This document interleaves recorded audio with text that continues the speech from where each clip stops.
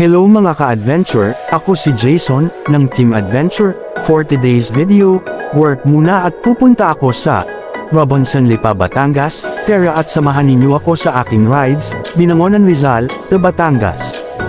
Ngayong oras, ay nandito pa ako sa lungsod ng Binangonan Rizal, dahil hinanda ko pa ang mga dokumento, na aking kakailanganin sa aking trabaho, at hinanda ko din ang mga personal bagay, na aking magagamit, sa aking mahabang biyahe, tulad ng ekstrang damit, tubig, at mahabang pasyensya. Then, isa sa aking madadaanan, ang bayan ng Morong Rizal, at Tanay Rizal. At sa pagkakataong ito, ay nasa Halahala Rizal ako at daan na papuntang Mabitak, Laguna, naglalero lang sa 40 golf ang aking pagmamaeho.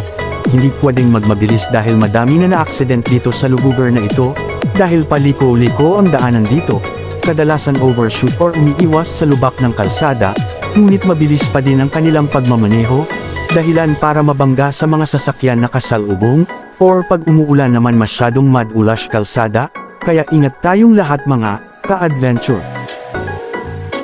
Shoutout nga pala sa aking mga ka-teammates, Kuya Maki Habab Sir, Kuya Noli Tubong Banua, Richard Jan Corda, Samsam Azor Sisgondo, Dindo and Sinrace Fulgacino, Jeffrey Ngu, Marcel Oracion, Boss Saddam Tuazon, Carl Jester, Eugene Gomez.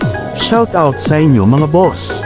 Ikaw na nanonood ng video na ito, paki-comment naman ang pangalan mo para sa susunod. Isasama kita sa aking pa-shoutout serye.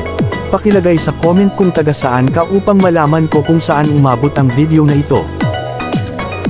At dito sa lugar na aking dinadaanan ngayon, at maraming nagtitinda ng mga prutas, nakadepend din sa month season. At dito din ang maraming farm, taniman ng iba't ibang klase ng prutas at gulay. Meron din mga tindahan ng tabang suka, ngunit bihira na lang ang tindahan ng lambanog, at meron din mga tindahan ng mga gamit para sa farming, tulad ng pala, piku, palakol. Meron din mga kagamitan na ginagamit sa kusina, tulad ng sandok, malalaking kaway at kaldero, kasirola at iba pa. At meron din mga spot dito na dinadatyo pa nga mga cyclist ng mga masasarap na kainan, at kadalasan na dinadayo ang beef bulalo at beef pares. Kaya nakaka-enjoy din dumaan sa lugar na ito.